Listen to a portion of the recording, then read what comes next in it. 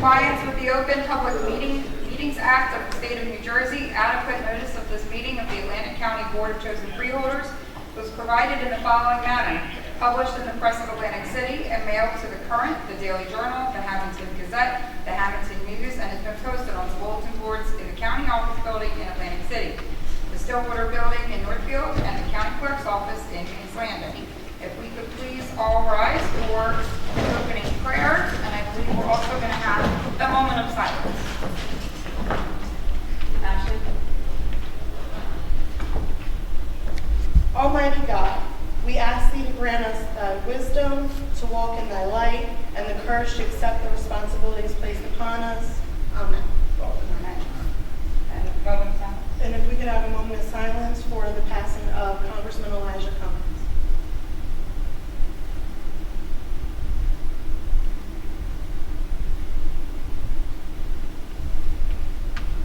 Thank you. And now we'll have the Pledge of Allegiance. Attention, salute. I pledge allegiance to the flag of the United States of America and to the republic for which it stands, one nation, under God, indivisible, with liberty and justice for all. Okay, Madam Clerk, call the roll.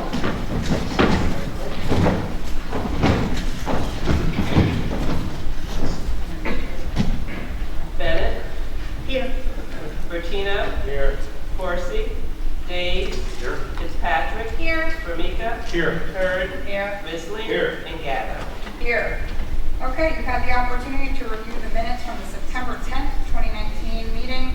If there's no corrections, I'll entertain a motion to adopt the minutes as presented. Okay, that was one small Want to correction. put comment for the actual motion? Yes. Yes. So in the public comments, we brought up the Family First Festivals. It's notated that I was in attendance. I was not, so if you could just correct that. Okay. I'm All right. sorry, you were not in attendance? I was not. Okay. Okay. We have that one minor correction. Just want to make a motion with that correction. So moved. Or that Second. again. And Karen seconded? Okay. Any other comments on the minutes? Okay, hearing none. All those in favor? Aye. Any opposed? Abstentions? Okay. Next, we will move on to resolutions, starting with 583.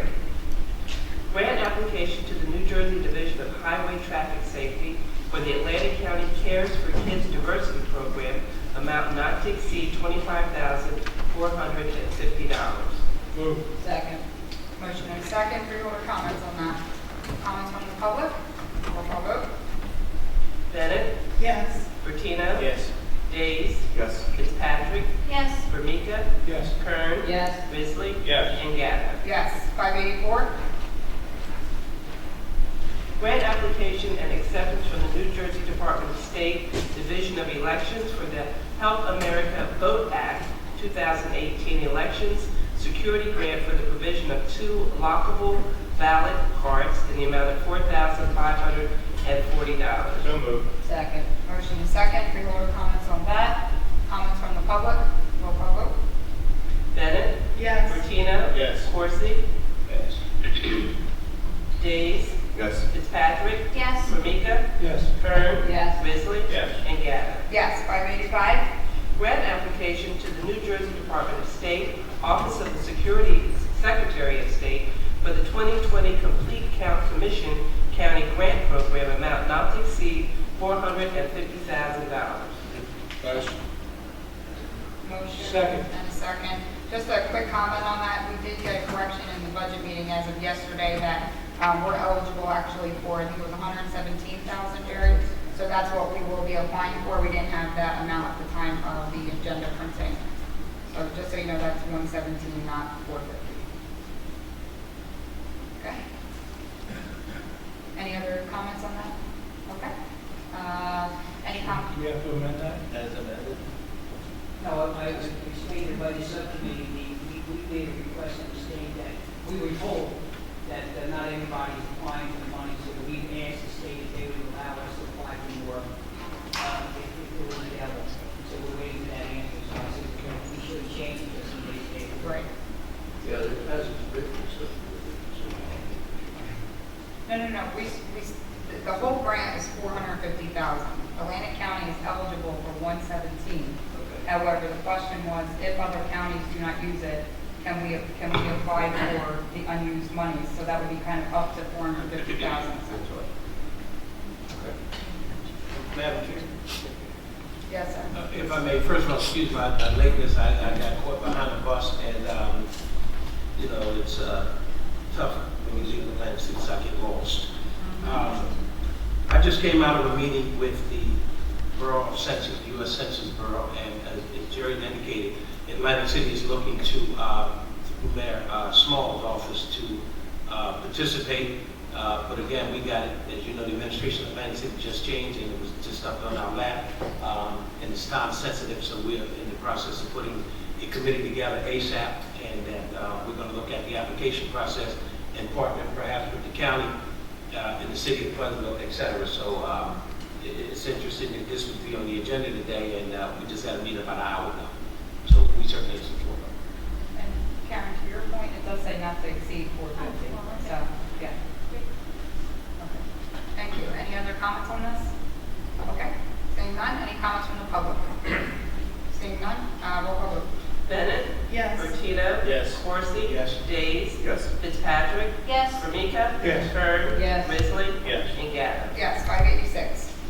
Grant application and acceptance from the United States Department of Justice for the Liberty Mid-Atlantic High Intensity Drug Trafficking Area Grant, amount not to exceed $162,500. Motion. Second. Motion and second. Freeholder comments on that one. Comments from the public. Roll call vote. Bennett. Yes. Bertino. Yes. Corsi. Yes. Days. Yes. Fitzpatrick. Yes. Formica. Yes. Kern. Yes. Risley. Yes. And Gatto. Yes, 587.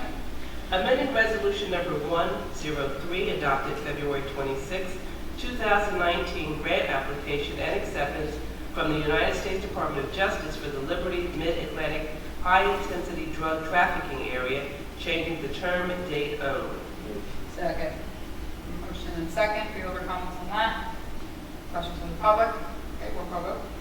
Bennett. Yes. Bertino. Yes. Corsi. Yes. Days. Yes. Fitzpatrick. Yes. Formica. Yes. Kern. Yes. Risley. Yes. And Gatto. Yes, 588. Amending Resolution Number 320, adopted June 4th, 2019, grant application to the New Jersey Division of Highway Traffic Safety for a Drug Recognition Expert Grant, net increase $70,000. Motion. Second. Motion and second. Freeholder comments on that one. Comments from the public? Okay, roll call vote. Bennett. Yes. Bertino. Yes. Corsi. Yes. Days. Yes. Fitzpatrick. Yes. Formica. Kern. Yes. Risley. Yes. And Gatto. Yes. Guys, on both sides, it's a little hard for one end to hear the other, so just speak up when you make the motions, please. I can be drunk. Well, that's because we're in the center front. I know that. 589. Grant acceptance from the United States Department of Justice, Bureau of Justice Assistance for the State Criminal Alien Assistance Program, amount not to exceed $141,571. Good. Second. Motion and second. Freeholder comments on that. Any comments from the public? Okay, roll call vote. Bennett. Yes. Bertino. Yes. Corsi. Yes. Days. Yes. Fitzpatrick. Yes. Formica. Yes. Kern. Yes. Risley. Yes. And Gatto. Yes, 590. Grant acceptance from the New Jersey Department of Health for the Public Health Infrastructure Laboratories and Emergency Preparedness Grant for program year 2019-2020, amount not to exceed $248,610. Motion. Second. Motion and second. Freeholder comments on that. Comments from the public? Okay, roll call vote. Bennett. Yes. Bertino. Yes. Corsi. Yes. Days. Yes. Fitzpatrick. Yes. Formica. Yes. Kern. Yes. Risley. Yes. And Gatto. Yes, I'll take a motion for 591 through 597. Move. Second. Motion and second. Any freeholder comments on any of the chapter 159s? Comments from the public? Okay, roll call vote. Bennett. Yes. Bertino. Yes. Corsi. Yes. Days. Yes. Fitzpatrick. Yes. Formica. Yes. Kern. Yes. Risley. Yes. And Gatto. Yes, 598. Amending Resolution Number 78, adopted February 5th, 2019, competitive contracts with various vendors for the provision of home care services under the Division of Welfare and State Respite Grant Programs to include Senior Care Centers of America as an additional provider, no additional cost. Move. Second. Motion and and second. Freeholder comments on that one. Comments from the public. Roll call vote. Bennett? Yes. Bertino? Yes. Coursey? Yes. Days? Yes. Fitzpatrick? Yes. Formica? Yes. Kern? Yes. Bisley? Yes. And Gabbard. Yes. 599. Renewal lease agreement with the Center for Family Services for use of county-owned property, amount not to exceed $68,400 revenue generated. Moved. Second. Motion and a second. Any freeholder comments on that? Freeholder Fitzpatrick.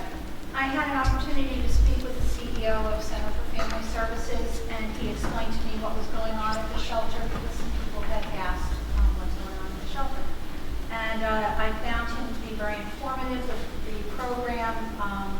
Usually for each child is about 60 days. It's therapeutic, they do education, very well-rounded program, and I felt very good after speaking with him that this is a worthwhile thing for us to be going through. Thanks for that info. Any additional comments from freeholders? Okay. Any comments from the public? Okay. Roll call vote. Bennett?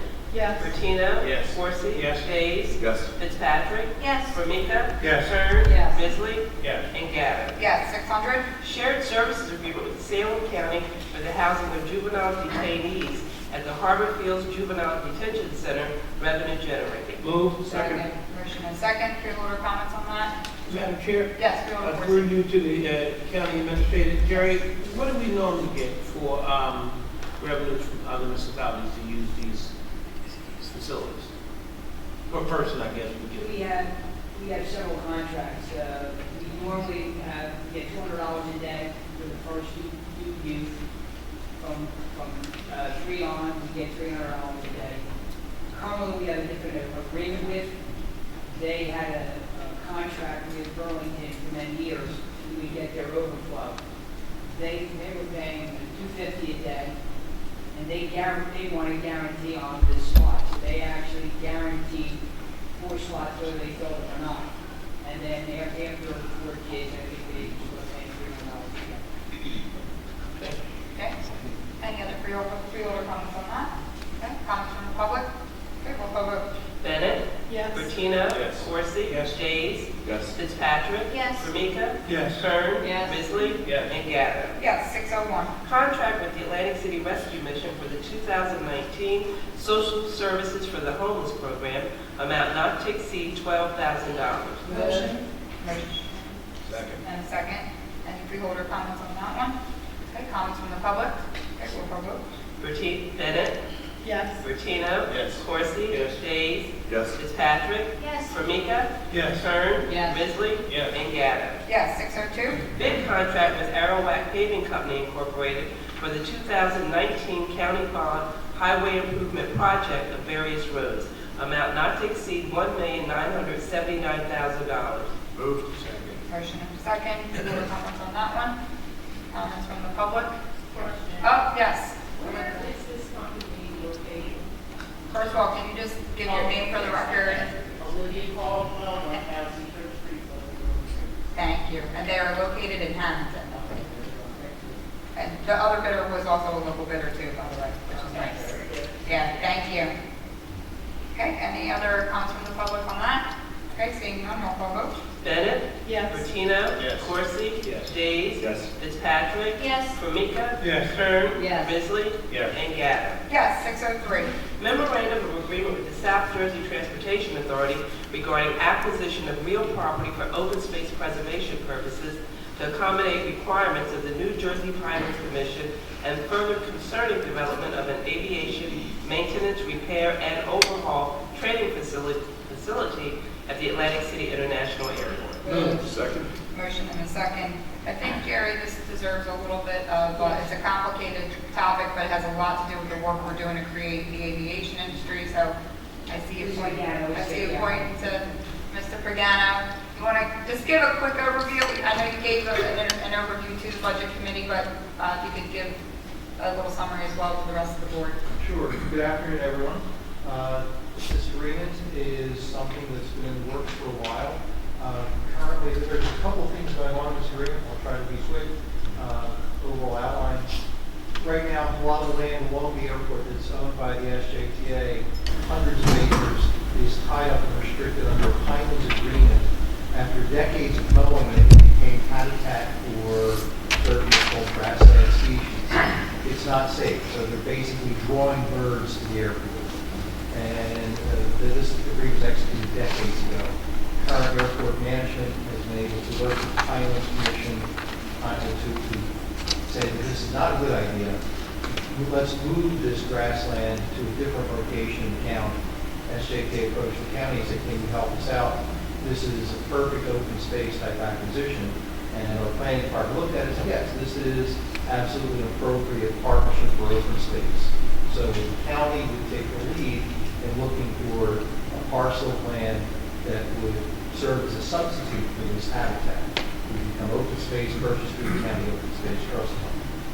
Be managed by the SJK, to do a management agreement, that would be acceptable to the Finance Commission. There's a whole other part of this agreement. The other part is, you know, we've been looking at an aviation academy. We've been working with the SJK on a number of initiatives to enhance economic development. This agreement does something important. It finally commits to a space for an aviation academy on the airport grounds. Now that's critical. One of the things that we heard early on from some of the airlines that were looking at doing maintenance, repair, overhaul, MRO operations, was that they would like to be a Pomona. It makes sense from an operational viewpoint, but there's not, they want to train workforce. There's no training academies. You have to be certified, the academy has to be certified, the program has to be certified, and it has to be on the grounds of an airport. Philadelphia proposed a school. So what this agreement does is gives us the option. If we're able to buy the open space, then it will be gifted to the county. We'll do $1 a lease over a period of years sufficient to accommodate an academy. If we're unable to buy the open space land, and it's not a mandatory obligation, we're just going to use our best efforts. If we can't buy the open space, we still get to take down the land for the academy, but the lease gives us, this agreement gives us an option to either take it and trade, or do a lease, a long-term lease similar to the Elevate hangar, maintenance hangar. So that's why it's very important to have this final written commitment that we can now say this is ready to go. Great. Thank you. All right, so any questions from the freeholders? One question. Trustee asked me a question to Tony is here, as to whether or not the land we're looking at is public knowledge yet. No, and actually there's a couple of tracks, you know, that we looked at. They have to be accepted to the Finance Commission. With approval of this agreement, we're going to start meeting with the Finance Commission to do some sidewalks, and planning department is going to be doing some heavy lifting on that too. Perfect. Madam Chair, Yes, Freeholder Corsi. through you to the administrator, Yes. you said it's a public knowledge, and he says no. So, Because there are multiple properties that we're looking at, and we're doing it in conjunction with Pinelands, so that Pinelands agree. So that's So all. I guess my question really would be, is there any that look like we might have to acquire private property? Well, it would be a private parcel of land, but I wouldn't start that process until the agreement was signed, and you know, we wouldn't start negotiating with them without authority to proceed. So if you want this agreement in place, then we'll reach out to people to see if they're interested in selling. Let me ask you one more question. I mean, it's very vague and it's very gray area. Where would the area you be looking at? It has to be in the Pinelands area. It has to Be more be. specific. Well, that's it. The Pinelands has been very loose with this too. There's one area on the expressway that they're interested in. Then that's one potential parcel. Maybe, you know, farm, they're looking for cleared land. So it might be in Newman, it might be in Hamilton. It could be in Hamilton, that's Right. Patina's. Arlington Avenue. You said it could be. You could. Thank you. Like to. Okay. All good, Freeholder Corsi? Thank you. Okay. Any other freeholder questions? Okay. Any comments from the public? Okay. Seeing none, we'll go ahead and have a roll call vote. Bennett? Yes. Bertina? Yes. Corsi? Yes. Days? Yes. Fitzpatrick? Yes. Formika? Yes. Hurd? Yes. Bisley? Yes. And Gavin. Yes. Can I have a motion to combine and adopt all of our appointments, 604 through 611? So moved. Second. Motion and a second. Do we have any of those appointees here today? If you are, wave your hand. Okay, don't see any. Any questions or comments on any of those appointees, board? Okay. Any comments from the public on any of those appointees? Patino? Yes. Coursey? Yes. Days? Yes. Fitzpatrick? Yes. Formica? Yes. Kern? Yes. Bisley? Yes. And Gabbard? Yes. Okay, that brings us to the end of our printed agenda. We will go ahead now to reports of special committees of the board. Any reports of special committees from anybody? Yes, Freeholder Grizzly. Thank you, Madam Chair. I just wanted to report that I attended which I always do, the last meeting of the South Jersey Economic Development District. As you know, that's a 4-county district, and we just had our audit complete. Again, we came up with an unmodified opinion, which is the highest accounting opinion you can get. So the district is running very smoothly. The cash and the expenses are even. I'm very proud of what the district has been able to achieve over the years, coming out of the bankruptcy that we nearly had back in 2011 in the district. So it's running great. Lou Joyce is our director. He is the only employee of the South Jersey Economic Development District. And he's not even quite full-time, he's about 3/4 time. And he does a fantastic job for us. The loan that is owed to Atlantic County is being paid back on time. We're into the 4th year of loan. It was a 3% loan that was had to be done in order to make Aviation Park a reality. So the other 3 counties are paying that back on time, and we're meeting quarterly now, and our next meeting is in January. So with that, it's a good report. We're very satisfied with the progress we're making. Thank you. Okay, thanks. Any other reports of special committees? Freeholder Bennett? Yes, just to give a quick update, the Human Service and Education Steering Committee through the National Association of Counties is releasing their legislative priorities questionnaire, so I'll be getting with Jerry to discuss what Atlantic County wants to advocate for. Any other reports? I'll just make mention that I did attend the South Jersey Freeholder Association meeting last night. We had in Atlantic County. This is where all of the southern counties get together and we do idea sharing and update sharing so that we can seek opportunities to work together or advocate for issues regarding South Jersey together. So we had next time in Salem County.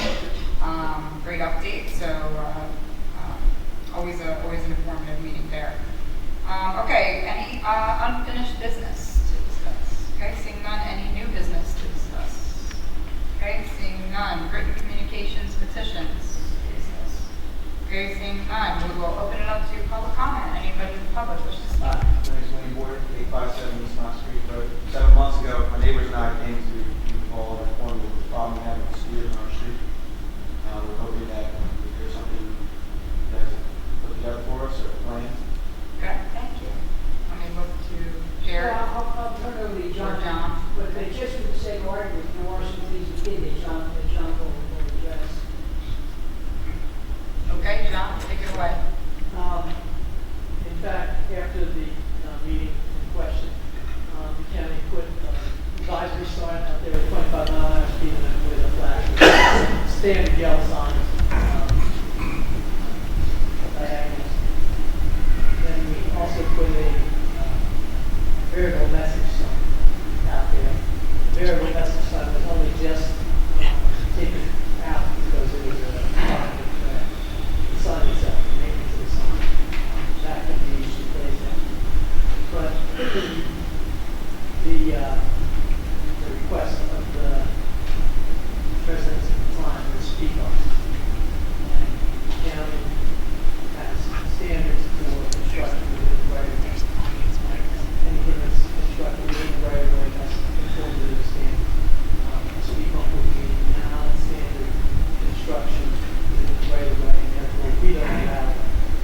So that's where it stands right now. We are looking at placing, we talked about, and we've done some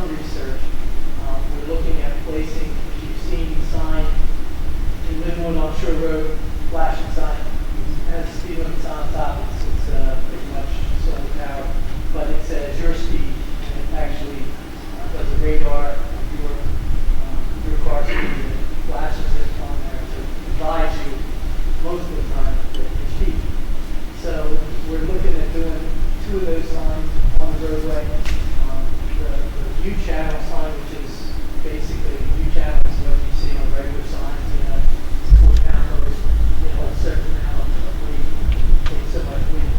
Look, those are relatively inexpensive. They're over between $1,200 and $1,500 a piece.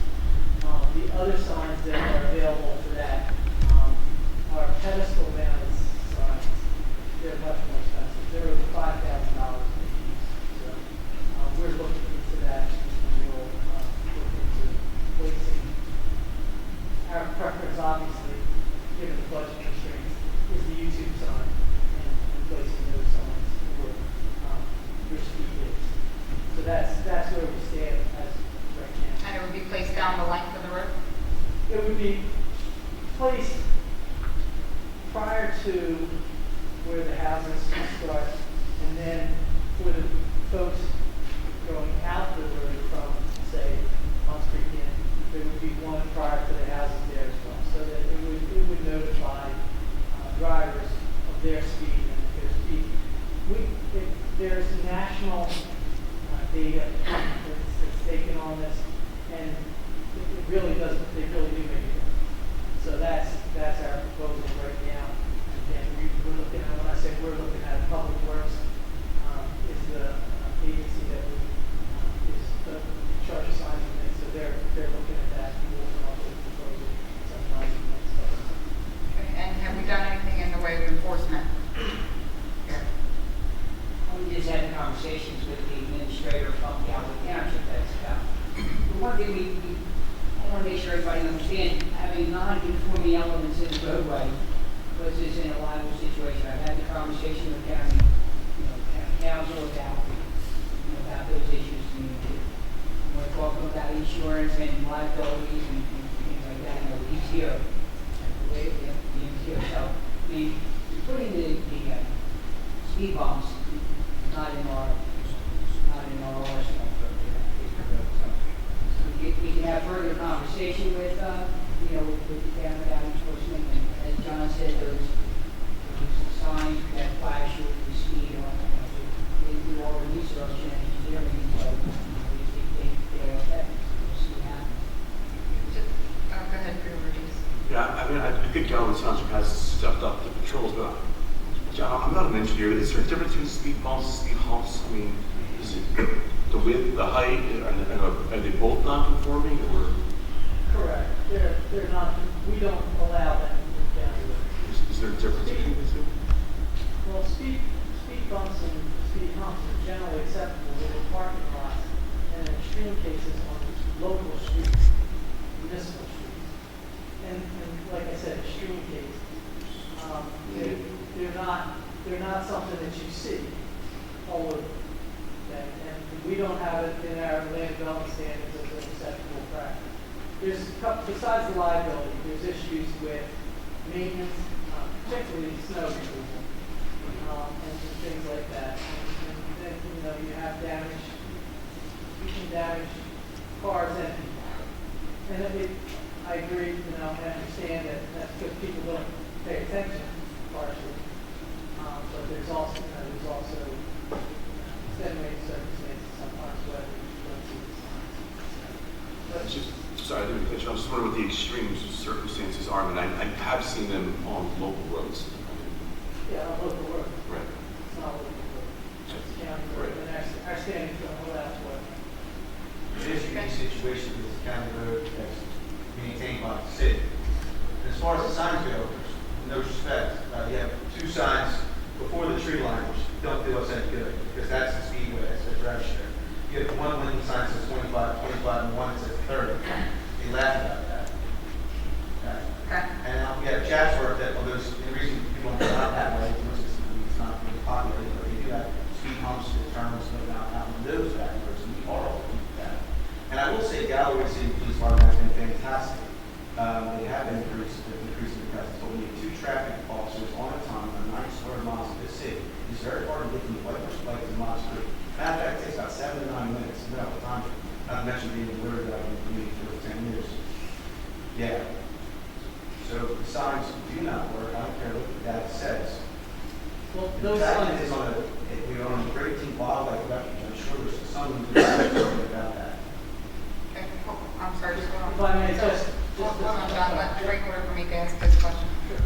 Bill, right? Yes. What times are the most impactful? When do you have the most speeders or drivers? 6 to 11 o'clock, depending on the bar closes. 6 to 11 at night, right? Do we have, when we have these radar signs that tell you your speed, is there any way that we can data collect with them? Yeah, That we can see how fast these cars are going, Just how up many the cars, price. huh? just up the price. Whatever, you know, if I can, and just so, I just wanted to correct this one thing. We have not put those signs out. The signs that you're talking about are just simply regular signs with a flash on. These signs have not been put out there, and we would put them, like you said, closer to the houses that identify that. And then the same way on the reverse trip. So we would definitely have the only other thing I want to correct, you said the city maintains, the county maintains that road in its entirety. So it's a unique situation on the county Yeah. contains. Yeah, it's a county road. County road. It's a county road, but we don't patrol it, it's patrolled by the township, but my question would be, this seems to be a situation that you need like a good neighbor type of a policy. I'll tell you, the bar owners down there are benefiting by the improvements to the road, which happened over the last 10 years. We're doing a bulkhead at the end, which is going to bring more traffic. But if we did a data collection, and we could actually pinpoint when, you know, the most egregious times are, maybe we could talk to the sheriff's office as well, the sheriff as well, to see if we can't, you know, get more patrols out there. And I think the bar owner should have some responsibility asking, you know, his patrons to respect the neighbors. So, you know, legally it's a little hard to, like, you know, I for one am in favor of the speed bumps, but I have to defer to the engineers. You know, I know there's temporary speed bumps you can put in, where you can put them in for a certain season and take them out in the winter when you got a snow plow, you know, but I'm just talking as a non-engineer. But I'm totally empathetic, you know, to what you're saying there. So I think maybe if we did a little data collection and we actually showed, validated at 6 to 11, and the sheriff's office, I don't know if he has any extra patrols or whatever, maybe we could just alert everybody from the state police which patrol that area, coming down from New Gretna. You have to just do a loop in there for enforcement. And with the signs, you know, maybe we can come up with a more comprehensive idea. But I think it wouldn't hurt to have a word with the proprietors of the establishment down there. And if I recall correctly too, when we put speed humps in on Pinehurst Avenue and Mays Landing, which is a municipal road, a traffic study is the first step to even that process as well. So has a traffic study at all been conducted out there? We've done some studies, we've looked at accident history and things like that, but we have not done, as far as I know, a speed study as of yet. Okay. One of the Traffic things- count and speed study. Right. We want to see the intensity of it. And the thing with the radar signs, I'm interested in establishing them and doing those because they have been effective. And a nationwide data, I mean, we can show. Well, I'm sorry, I don't think that we shouldn't be doing them. I think we should absolutely be doing that as another traffic calming attempt. But I do think we should continue, you know, pursuing the idea of the speed hump in some fashion. I know that takes a long time. I think that took us almost 5 years in Mays Landing to do it. But I think we should continue on both paths in terms of research and understanding what exactly is required if we wanted to go that path. You look at these studies and you go to the street, it's a dead-end street, or at the end of it, you need paved road. And I highly doubt many of these streets have 300 to 700 bikers going down with their colors on Saturdays and Sundays. So it's a little bit more than a speed hump issue, but it deters some certain personalities coming down the road. I mean, the reason Worcester Creek doesn't have this problem is because there is no business until the end of it, and those houses get to the right and you get to the left. Not a problem. We hear you. Madam Chair? Yes, Freeholder Meeting. If I may, I mean, I kind of recall this issue coming up before, when we talked about the speed bump, we talked about enforcement by the sheriff's department, et cetera, so it sounds like just a repeat all over again. However, I was in Neptune, New Jersey, and there are these speed bumps throughout this community. Whether they're county roads or street roads, I'm not sure what they are, but it got my attention. But first of all, I didn't even see it, and I hit it. And in terms of, it alerted me that there's a speed bump. And it was a nice size speed bump. It might have been every 5 or 6 blocks in this community. And I'm still trying to get a friend of mine to take a picture of it because I wanted to show you when I went up there in Neptune, and I thought it would be something we could take a look at. However, the other issue, it is a county road, so I'm not too sure if Galloway would patrol it because they'll tell you it's a county road. The territorial stuff, and then they don't want to get paid to do it. But this is not a new issue. Yeah, we paved the road. I remember even when I worked for the county, it had to be one of my worst roads to mow or even to work. And the truck was beating, and he paved it.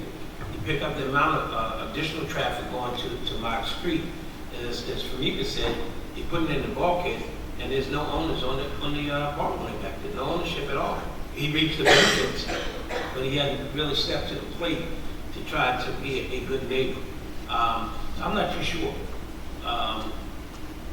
Is it a county policy? Is it a law? We don't put them in, or we just chose not to do it, or the law says we can't do it?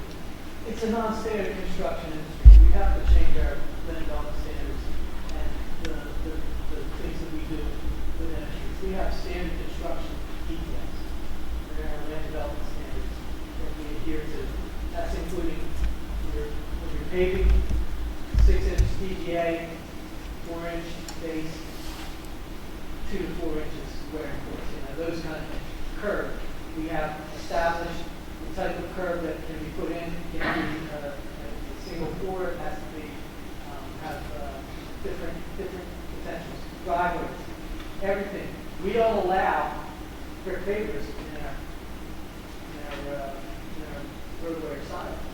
Those have to be established by an ASHTO, and then we don't deal with them. So that's not something I've done or anything. It's been that way since I came. We can say I've been here 35 years. So you saying that initially since the turn of the century since Frank Farika was born? Well, I don't know that. I just know that we don't allow for non-standard construction within the county right away because of most likely liability issues because we will be sued. I've seen that. We have qualities doing all kinds of work now. We have all kinds of things where the county ends up being liable, even though John, all due respect, sometimes that's a cop-out in terms of saying the county's liable, and I'm certain we are to some extent. However, I agree with Freeholder Farika.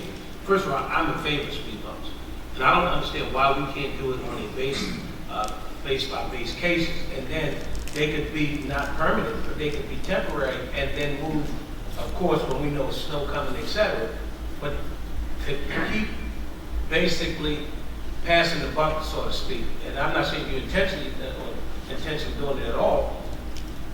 You don't live down there, so you're not affected by it. And I would venture to say, why can't we attempt to try it on a case-by-case basis? And again, it's a temporary bump, and you move it at the appropriate time. I mean, we, the county, are patrolling the road anyway, because either we cleaning it, we plowing it, we cutting it, so we have an idea of what's going on down there.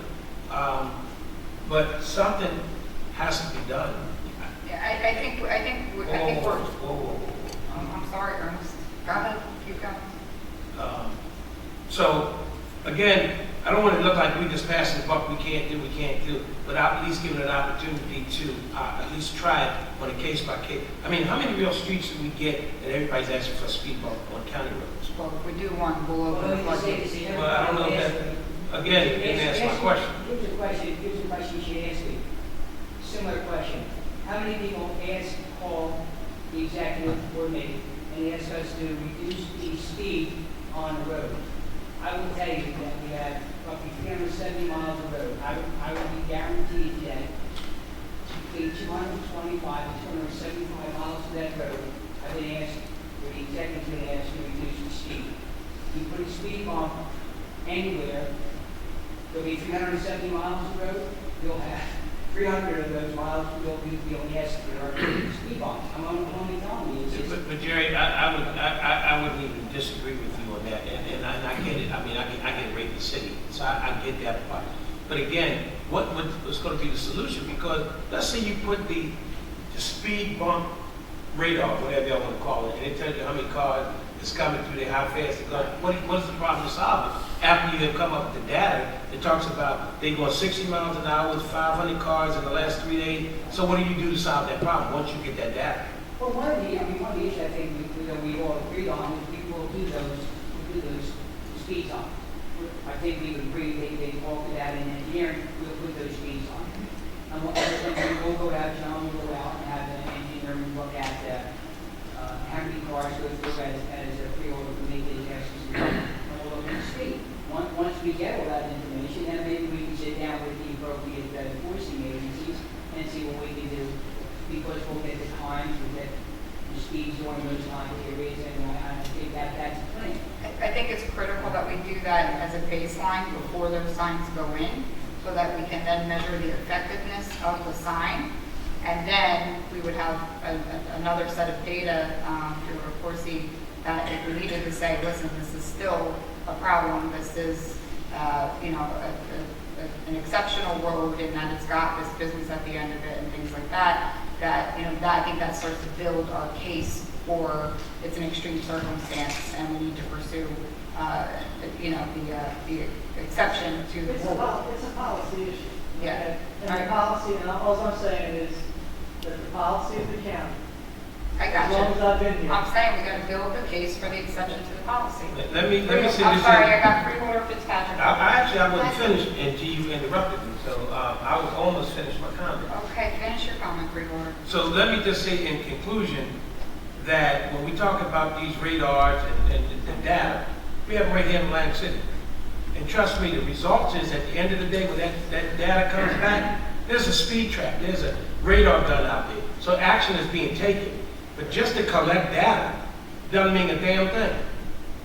We've got to see, the question becomes, what do we do after we get the data? And nobody's answered that question yet. Enforcement. The only way, and I'm going by national studies and just, I've been a traffic engineer and a traffic planner for 40 years. The only way that you reduce speed limits is through enforcement. You reduce speed. The speed limit is out there. Everybody sees the sign. Nobody hears the sign, so you get a ticket and it costs you $250.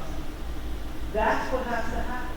You have to have enforcement. Without enforcement, you can put whatever you want out there, and people are still going to exceed the speed limit. That's just the facts, and all the studies, and when you see it, when you talk to traffic engineers and traffic experts around the world, I'm going to NHTSA conferences and to federal highway conferences, that's the fact, that you have to have enforcement, or you will have speed problems. You will have people that exceed speed. And that it's human nature. I'm not saying anything about people. It's just the way humans are. If they can get away with it, they're going to get away with it. So it requires enforcement. And I know that the police are out there when they can be out there, but to establish times and when those things are, then maybe they can target enforcement. We don't do enforcement. That's not our policy either. That's the municipal enforcement. Thank you. Freeholder Fitzpatrick? Thank you. So, two things. Since the policy has been in place for 35 years, you said it's been the same thing since you got there, and who knows when it was changed before that. Times change, and isn't it possible to talk about updating the policies for special exceptions to that policy? But now, since you were talking about enforcement, and you don't get people to comply unless there's a consequence, I was thinking about those cameras that catch you going through red lights. Yes. And why couldn't you attach a speed monitor to something like that that catches a license plate and sends a ticket in the mail? They're illegal in New Jersey. They're illegal in New Jersey. In 2014, they took it out of the legislation. So what are those cameras that I see all over the intersections that make me stop at yellow Those lights? are red light We control the cameras, lights. different than a speeding camera. Ah, Yeah, I'm just going out, hold on. Okay, thank you, those are good suggestions, freeholder dates. I get it. Just, you know, Mott's Creek is definitely a unique road. I mean, Mott's Creek and Oyster Creek, it's slightly different. They're both county roads. I don't know why. I don't know if there was rum runners back in the day, why they're county roads now, but there's no sidewalk, there's no shoulder. There are no curves on Mott's Creek. With the signs up, with this data, I want to see us move towards changing policy. I mean, if it was, what I heard was if it was a municipal road, there probably would be a speed bump or speed bump there. So I would like to see us, move towards that. And Okay, we'll alter the road to Galloway. I was going to say, that's another option, is offer it to the municipality. Okay, back up in public comment. Yes, sir. Keith, 851 Swan Street from a current owner down there. So the question is really to the county gentleman. We used to have a house down at Rio Grande, Avenue, if you're familiar with that, speed bumps, Shawcrest speed bumps. A lot of the communities I work in have speed bumps, my company goes. And believe me, it slows my guys, it slows me down. Because like he just said, when you hit one, you're going in there and not thinking of the speed. And as soon as you hit one, you feel your wheels get ready to come out of your truck or whatever you're driving, you're going to slow down. So I have 2 children. I own a home on that street. That is a vacation home for me. But my kids go down there a lot. I have 2 young kids, I have 10 and 7-year-old kids, boy and girl. So I want to ask you, what's the liability in us sitting here and saying, we're not going to do this, but now if something happens and we're pressing and asking, where's the trouble lie? Like if we're saying, hey, we need to slow these guys down, it's an exceptional place. It's a really great place, but it's like the Wild Wild West. Let's be honest. It's a dead-end road. You've got a bar. It's a pretty nice place. Everybody likes to go there and stuff like that. Everybody gets souped up and they come out of there crazy. So I'm noticing my kids, as much as I tell them, they're going near that road more and more, throwing football or whatever we're doing to hang out. And these people are blazing. I'm not talking 20, I'm not talking 30, I'm talking 70, 80 miles an hour, wide open with the putts. They hit one of my kids, we're going to have a real problem. So that's the liability I'm mentioning. It's not your traditional, I get it, the municipality and the rules, and it's a county road, but where else do you know a road like that that has that situation? You have Forsyth Refuge, you have the bulkhead going up, and all that, so you've got a fishing pier, which is going to bring in more traffic, probably not speeders, maybe not. I don't think that might be the generation of speeders, but we know what's there. It's everybody in this room knows what's there. I don't know another place like it, and if there is another place like it, they have speed bumps. If you go in these different areas, I'm just bringing Shawcrest, which happens to be a mobile home park, but it's off of Old Rio Grande, there's a bar there. They fought when we were kids to get a speed bump because they used to come out at Lighthouse Point, was the name of the bar, and they'd be all souped up. We used to have a house on Old Rio Grande Avenue. They'd come out of there flying. And I believe, if I remember, somebody got hit and killed, and that's why they put the bumps. So I'm just saying, look, I get it. I know the rules and regulations. I deal with all that stuff, and I know they have temporary ones. They're pretty wide. They're about like this. They're rubber. I know they're pricey, but something like that where I know you can pull them because I know about maintenance and snow plowing. That's a pain in the butt. You got humps right there and the flowers coming down there. But if you could take them one off winter, not a lot of people are running down there. The bars are a little slower. Maybe you can consider that a temporary, 4 of them down the road temporary. You pull them out in, November, and you put them back in April or something. And does the codes, last question for you is, are the codes that the writing you say is the old law, is that for temporary bumps or permanent bumps? I think it's modification to the road board. Our policy, Thank you. it's not, and I understand what you're saying. I can't answer the liability issue.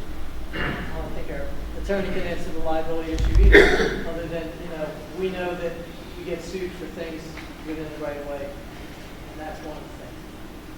But the policy is we don't do non-standard construction within the right of way. I think I would like to ask if our Roads and Bridges Committee could take this to discussion and really put a comprehensive plan together, even if it's just a research plan into what would we need to do if we wanted to pursue speed bumps as an exception, you know, let's put a comprehensive plan together. I already planned on that. Okay, good, thank you. I have some ideas already, and now we can Perfect. address the issue. Thank you so much. Okay? And for the record, that when there is studies done on speed, that it is done during the high times, spring, summer, early. Of course. Between the hours of operation, not in the morning, you know, when they're. Frankly, I think we should probably do it quarterly to get a comprehensive baseline, if it were up to me. Trust me, every time Lots Fest comes up, I'm always in touch. It's a day, this is going on, so. I know. Okay. Any other members of the public wish to speak? Olivia, you're next. Olivia Caldwell, West Africa,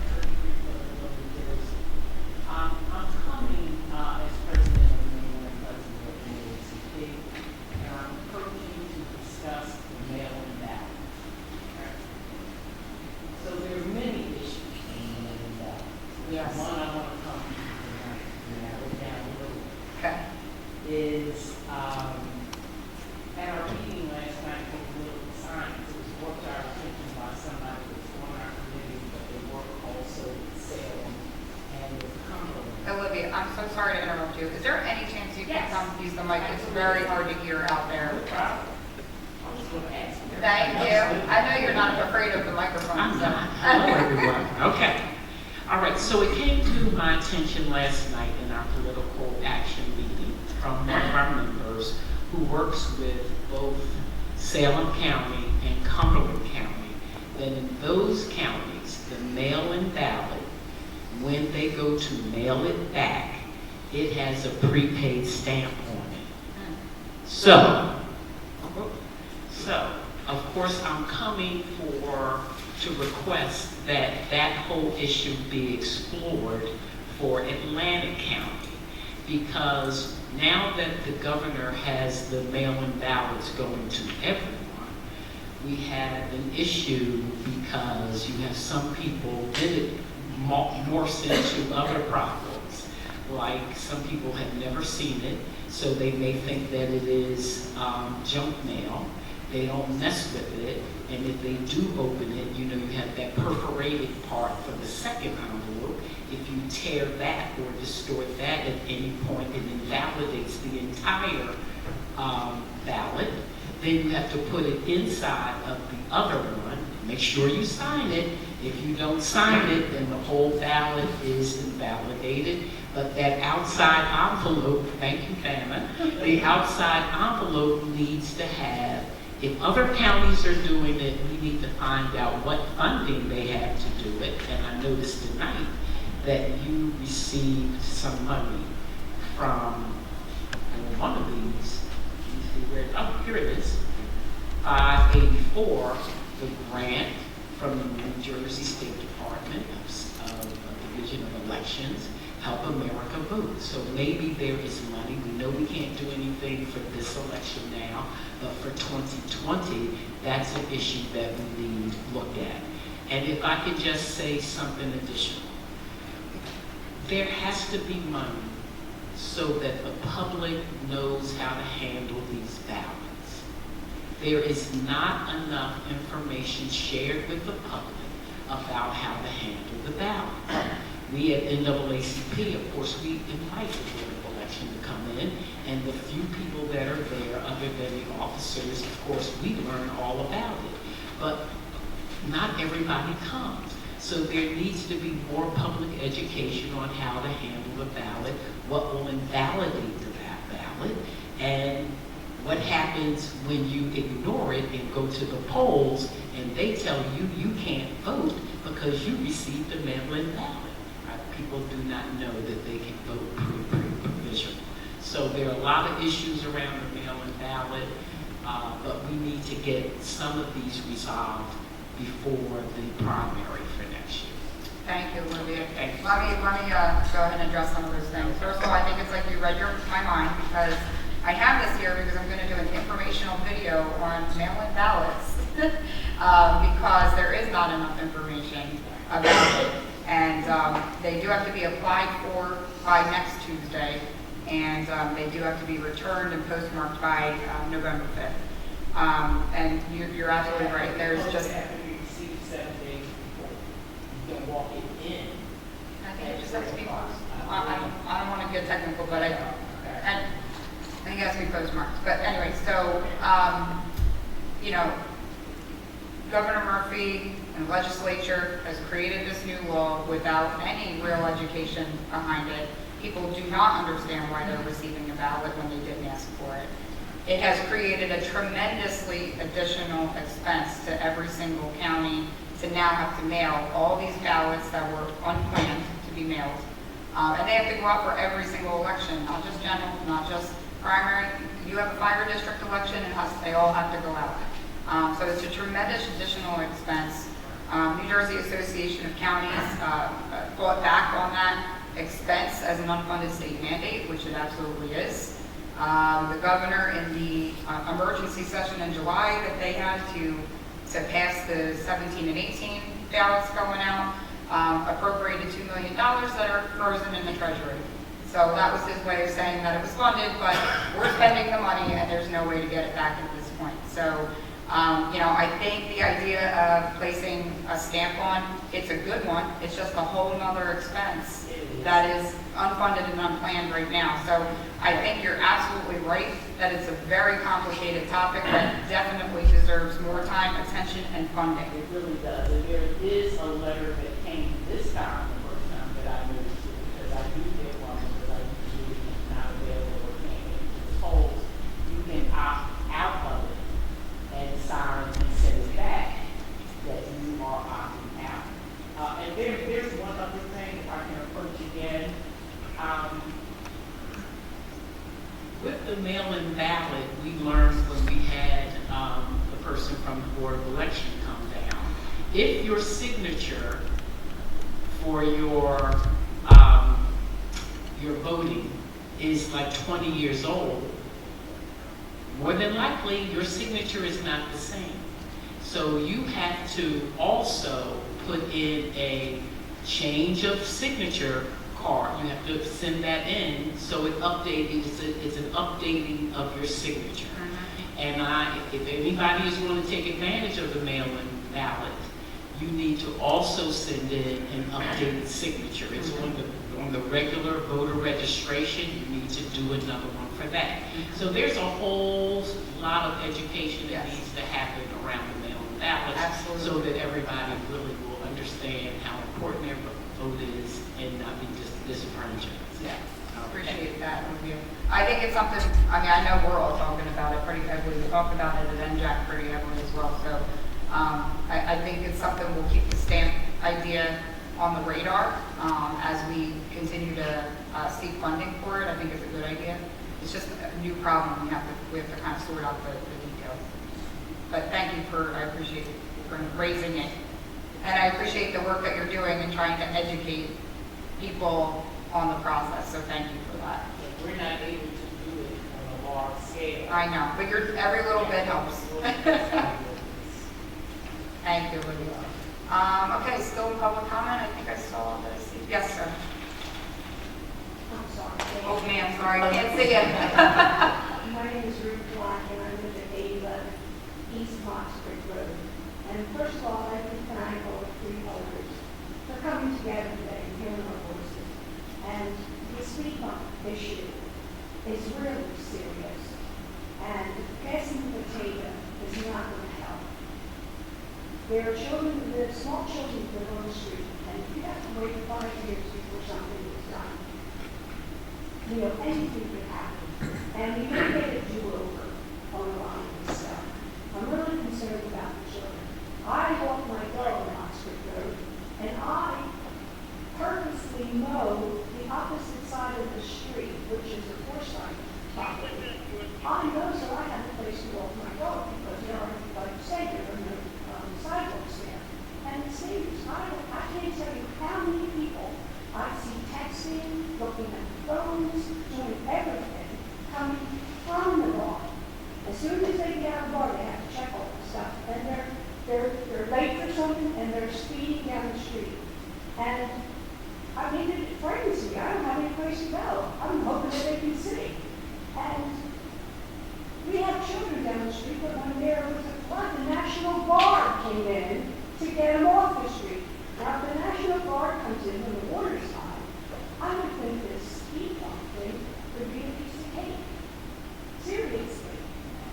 I mean, it's dangerous for the children who live on the street. And that's my concern, and I would thank you for your time, and I just wanted to go on record to say that. Appreciate it. Thank you.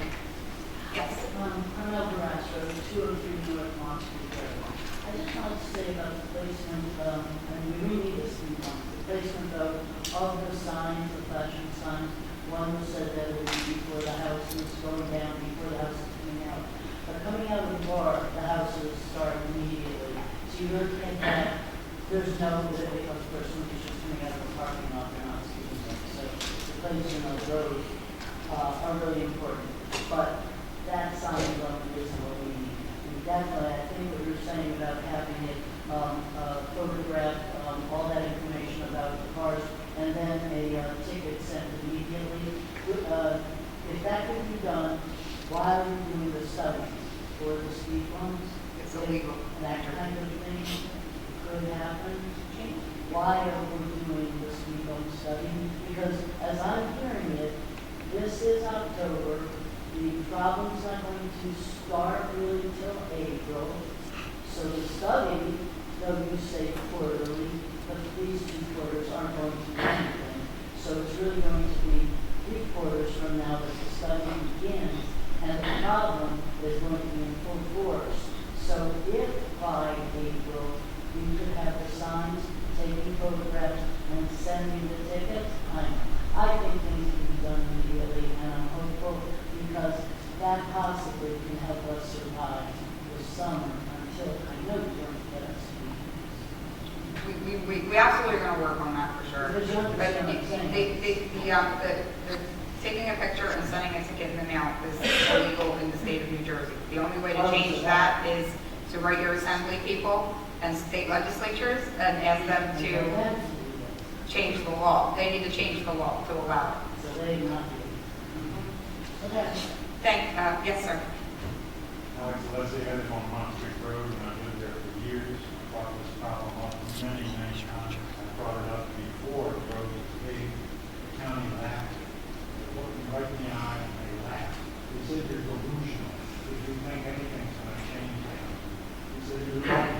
Getting the road paved. And I'm not. Because when the road was all potholed, people went slow. Now it's going to be driving. There are people flying down the road all the time. Hundreds of people on the weekend, drunken driving, speeding down that road. Your response has been woefully inadequate. The township's response is woefully inadequate. This goes back years and years and years. If they had started the study when I first brought this up, it'd be there now. But no, they're going to stonewall for another 5 years to keep it off the budget for a few years. It's crazy. You know, you're going to get somebody killed. And if it's me, I'm going to be very angry all the time. Also, I'd like your addresses so I can send the bikers down your street at 50, 60, 80 miles an hour, full blast, every night. Now, what would you do? Would you call the cops?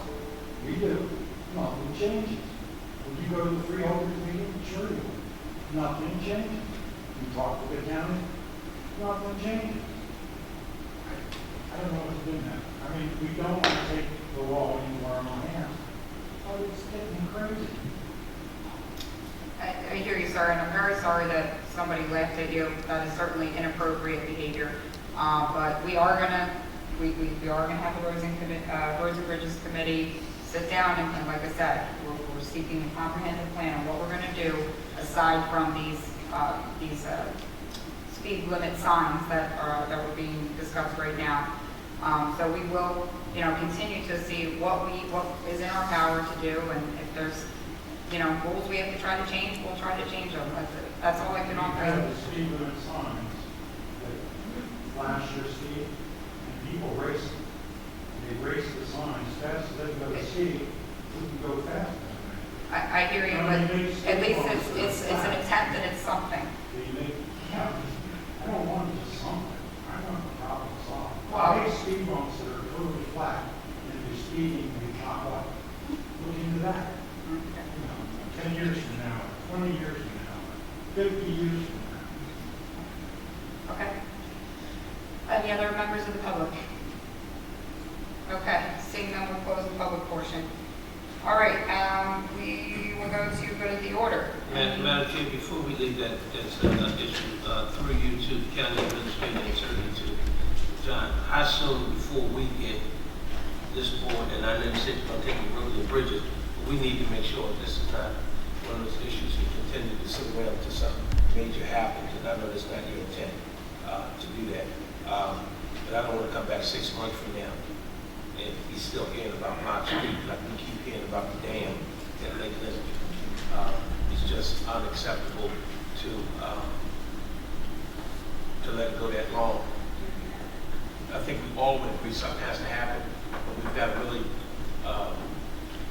put the personalities to the side and come up with a real plan that's going to benefit those folks who live on Mott Street, and that at the end of the day, we all would agree, and this is one of the few times I think I can speak for all my colleagues, safety is a #1 issue for all of us, whether we live on Mott Street or not. It's a county road. The last thing we need to be hit with a lawsuit because we failed to take some serious action. And I trust John that he will do what it is he can do. But I will say again, and I'll repeat it like the county exec says 7 times, 8 times before people get the message. We put those radars out there. It gives you the data you need, and then we've got to enter into some agreement with a municipality, state police. Somebody start issuing tickets on that road. I think that sends a message loud and clear, and that we talk about this is the best run county in the state of New Jersey. But hell, this is a small issue. We should be able to resolve this issue in some form, in short order to. But again, I don't think it's intentional. There's nothing being done. I just think that we just can't wait till a tragedy happens. Everybody jumps out of the chute at the same time. We got to do this. We got to do that. Because I would agree. My kids lived on that road. Your kids lived on that road, and they get hit by a motorcycle or a car, whatever the case. We don't want to hear about you doing a study. We want to know why you do something prior to the incident happening. So I would hope that that is something in short order. And that we see some progress in that, even though it's going back, Madam Chair, the roads and bridges. What was that? Somebody say something? No, we'll wait for you. Wait till you're done. I heard that guy from Hamilton saying something. You're going to hear it in a minute. Okay. But again, that's a serious issue, and we need to address it. Okay, thank you. That's Okay, Vice Chairman. Yeah, I just have a couple of things. I want to first congratulate the Mainland Regional High School band as state champions. Also, Cedar Creek Girls Volleyball is champion, the Cal champions on to the states, and I think one of their star players is Angelina Cox. And also, Not that we're biased. but no, they're all doing well, and I might have missed a few, maybe in the future we could have some of these people come. We also had a resident within the county that very quickly acted and saved somebody's life. The man was on fire. Mike Price, who's usually here, comes to many of our meetings, he grabbed his fire extinguisher and didn't even realize at the time that it was a man that was on fire. And he basically, reacted very well. Yeah, So I want to commend him as well. And again, maybe we can do something. absolutely. Yeah, just thank you, Chairman. Jerry, as you heard, let's schedule the Bridges and Roads meetings this week if you can, this coming next week, see what your schedule is. I have some thoughts and some ideas on it, and we'll get back to the freeholders with something I think they may be able to Thank you.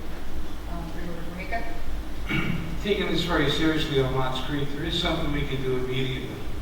And that is, I can't speak for the sheriff's department, but certainly he's very proactive.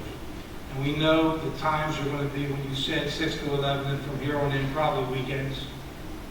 So I don't know what deployment's like, what personnel's like, but we can get into some type of immediate response with patrol there.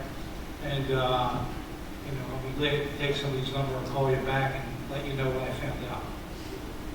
Okay. Thank you. Okay. I just want to recognize the